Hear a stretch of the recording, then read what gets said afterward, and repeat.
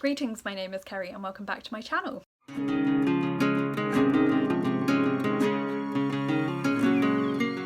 Today I've decided it is time to update you on the oldest books on my TBR. This is a list that I put together for the first time a couple of years ago, and it's kind of an ongoing challenge for me to try and read the books that have been on my Goodreads shelf for the longest. I always preface this by saying I only started using Goodreads in 2014, at which time a lot of the books I owned were in storage, as they are again now. These aren't necessarily the books I've owned for the longest, just the ones that happened to be available when I started using Goodreads, but it's kind of been an ongoing challenge for me that I've wanted to try and get through some of these books.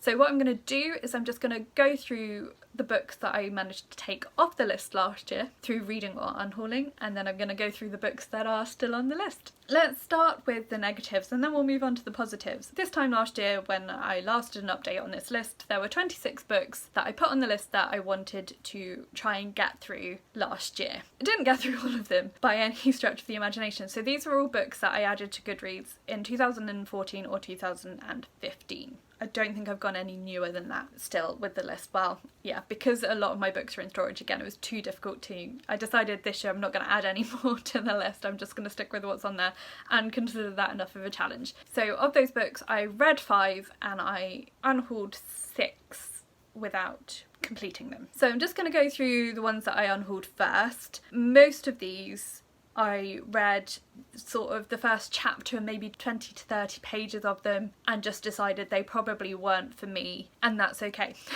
One of them was a sequel and I didn't enjoy the first book, but we'll get to that in a minute. So these books were The People's Queen by Vanora Bennett, The Confidential Agent, which I think was a Greene one, I can't remember, Sunflowers, and I can't remember the author of that, it was not a particularly well-known or common book, and An Officer and a Spy, which I think was Robert Harris. Those 4 I read the first chapter or 20 to 30 pages or so and just decided they weren't for me. I wasn't going to enjoy reading them, so I wasn't going to force myself to. One book I made it to at least a third of the way through. I read maybe 100 to 150 pages. It was about 300 or so pages, and that was The God of Small Things by Arundhati Roy. I struggled with some of the subject matter of it. There was some paedophilia in there, which just made me a bit uncomfortable. The place I was mentally when I was trying to read that, it just was not the right time. So maybe one day in the future, if I come across a copy in a charity shop, I might pick it up again, but I just didn't care enough about the characters to put myself through reading about some of the horrible stuff that was happening to them. It just wasn't for me at that time. And then the final book that I didn't actually read any of was called The Black Unicorn, and that was the second book. I can't remember the author, but it was the second book in a series, the Magic Kingdom of Landover series, and the first book was called Magic Kingdom for Sale / Sold, and I read that and didn't like it. That was also on the list, so that was one of the books I read from the list. I read that and decided I wasn't going to carry on with the series, so there was no point reading the second book. I want to say it's Terry Brooks. I could be wrong. So that was one of the 5 books that I did manage to read, was Magic Kingdom for Sale. I didn't particularly enjoy that one. The others were all slightly more successful. One of them I decided not to keep, but I did enjoy it, was called My Life as a Traitor by Zarah Ghahramani. This was a memoir of her experiences as a political prisoner in Iran, and it was really powerful and really difficult to read, and while I appreciate it and I'm pleased to have read it and got a lot from it, it's not something that I'm probably going to reread, so I didn't unhaul that one. The others, I think I kept them all other than those 2, so that was The Embers of Heaven by Alma Alexander. This was the second book in her Jin Shay series. I didn't enjoy the second book as much as the first book, but I did enjoy it. Then we had Secret Adversary, I'm never quite sure how to say that, by Agatha Christie. That was the first book in the Tommy and Tuppence series, and I really enjoyed that. It was my first time reading any of that series as well, and I'm really looking forward to carrying on that series. The final one that I read from that list was called Paradoxology by Krish Kandiah, which was a Christian non-fiction book looking at some of the supposed paradoxes within the Christian faith and how do we live with those, and that was a really good apologetic book that I quite enjoyed. So now I'm going to go through the books that are still on that list, and if I've done my maths right, that's 15 books. There should be 15 books here I'm going to talk about today. So these are all, I'm going to try and get through all of these books this year. Whether I actually will or not remains to be seen. I mean, I'm fairly busy at the moment with uni, but my summer term finishes at the end of June, and then I now don't have to write a dissertation this year, so I'm going to have a lot of time in the summer hopefully to do a lot of reading, some of which will be research reading because I'm hopefully starting a PhD next autumn, but I'm hoping to have a lot of time just for reading for fun as well. We will see how that goes. So anyway, yeah, I'm just going to go through these. The first book is Secrets She Left Behind by Diane Chamberlain. I'm really keen to read this one, but it's the second book in a series, so I do need to reread the first book in the series, which is called Before the Storm, because I can't really remember enough about it to be able to read this. So I'm hoping to try and reread that one soon so that I can read this one. It's contemporary, adult contemporary. The first book, what I do remember about it is there's a fire and it appears to have been started deliberately. There's something to do with the family relationship. It's a single mum, I believe, with a daughter, and the son has autism, and suspicion falls on him to do with this fire, and that's about all I can remember. And this is the aftermath of the fire. So I do remember who started the fire, and this book follows their story after they have dealt with the consequences of starting that fire, but I don't remember enough about it to go into this book without rereading that one. Anyway, that's enough about that one. Next we have Barnaby Rudge by Charles Dickens. My edition that is counted on this list is actually, it's in storage because it's quite fragile, whereas this edition is from my complete works of Dickens, so it also does include the Uncommercial Traveller. For the purpose of this challenge I just have to read Barnaby Rudge, but I probably will also read the Uncommercial Traveller because it would not make sense not to. Barnaby Rudge is not a Dickens book I know very much about. I bought the other editions because they were the holy trifecta of pretty, cheap and old, which just is my soft spot for books. If they are gorgeous and old and also not too expensive, that's my sweet spot. So, which is also true for actually my completed works collection. Yeah, love old books. Keen to try and read that one, obviously, soon as well. Keen to read all of these soon. Next is Pearls, Girls and Monty Bodkin and Bachelor's Anonymous by P.G. Wodehouse. I think these are two standalone books rather than being part of any of his series, but I'm not entirely sure. But I do love P.G. Wodehouse. I love his sense of humour. I'm keen to read more of his books. I've read a couple of them in the past. I do want to get the whole Jeeves series at some point and read through them, but for now I'm really keen to pick this one up. I don't know what it's about, but I know I'll enjoy it and it'll be funny. Next is Enigma by Robert Harris. Robert Harris is a really hit and miss author for me. So I already mentioned An Officer and a Spy I unhauled after reading the first chapter because I just couldn't connect with it. I did read the first chapter of this and thought it would be something I probably would enjoy. It's about Bletchley Park, which is something I find fascinating. So I'm going to give this a go. One of his books, Fatherland, is a book that I really enjoyed when I read it. And I've read a couple of others of his that just I have not enjoyed or couldn't get into. So really interested to see if I actually make it through this one or if I give it up before getting to the end. We will see. Next we have Culture of Honour by Danny Silk. This book, I can't remember when I got this. A while back when I was doing an internship at a church. This was a really popular book and so I probably picked it up then but never quite got around to reading it. Interested to see what I think, whether I agree with it, because the church that produced it is not one that I entirely agree with all of their recent decisions, so we will see.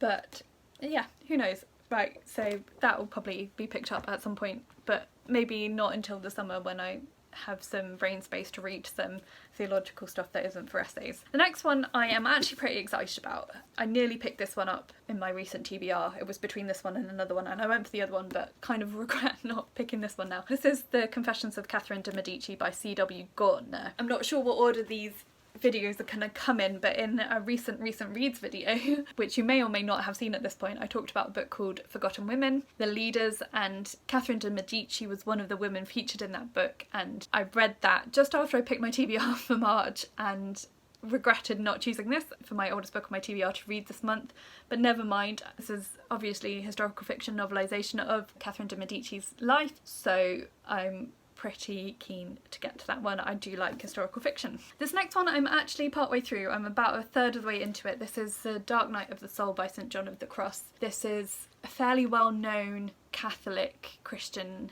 text and I've been meaning to read it for a while, and it's one that's often referred to in other theological works. It's relatively good so far. It's a little bit verbose, and I don't know whether that is just the way it's been translated, or I mean it was written in like the 15th or 16th century, I think. I can't remember exactly when. I should know because I've only just started reading it. Yeah, 16th century. So this was written in the 16th century in Spanish, and it's been translated, and so I mean it's kind of equivalent of Shakespearean language in the source text. It's not the easiest thing to read, but I mean it's not bad. I'm quite enjoying it. There's a reason why it's stuck around and has become a bit of a Catholic classic, so yeah, interested to finish that about a third of the way through. So hopefully we'll be finishing this month, but I mean it is a bit wordy, so it may take me a bit longer to get through. Next we have Sweets by Tim Richardson. This is a non-fiction history of sweets, and I'm really keen to read it. I just don't have a lot of headspace for non-fiction at the moment, so again this might be one that will wait till the summer. And then we have the Misbegotten by Katherine Webb, and this is actually on my TBR for March, which, assuming you'll have seen this video before the end of March, will probably still be relevant information. I'm quite keen to get to this. This is another historical fiction and it sounds like it could be really interesting.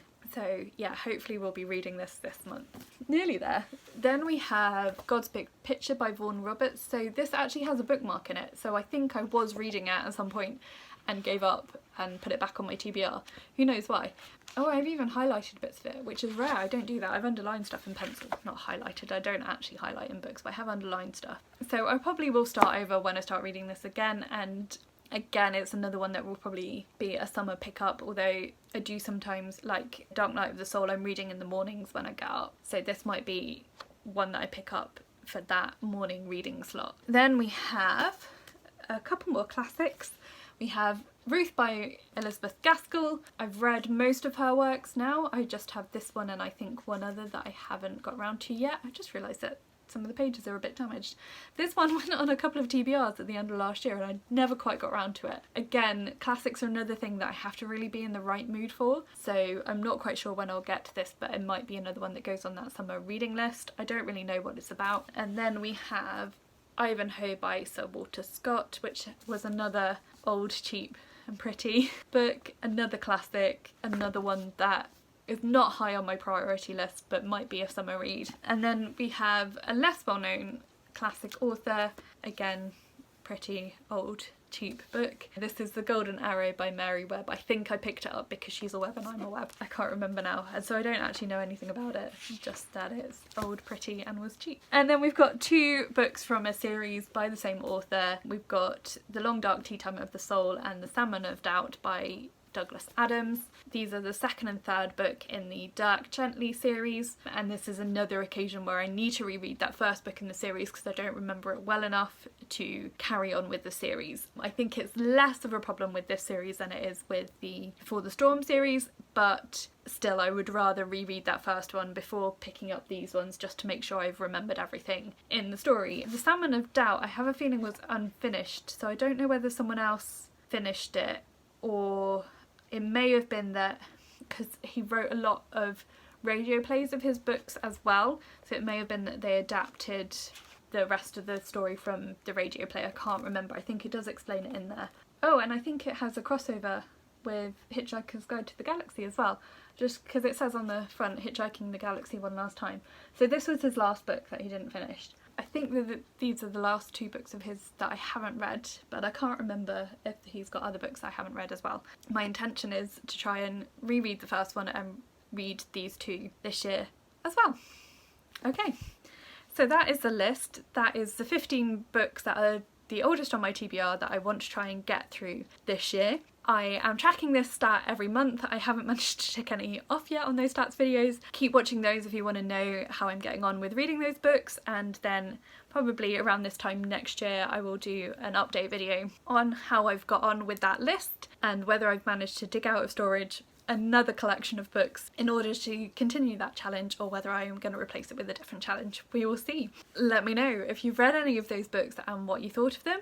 Let me know some of the books that have been on your TBR the longest. These have been on my TBR a really long time, so I'm really keen to try and get them off there. If you've made it this far and you're not sure what to leave it as a comment, maybe leave me some kind of antique emoji. See if you can find something that looks antique-y, because these are all books that have been on my TBR a really long long time is that too tenuous a link? Who knows? Please like this video if you liked it and subscribe if you haven't already, and you can also follow me on my social media. All that information will be listed for you in the description box below.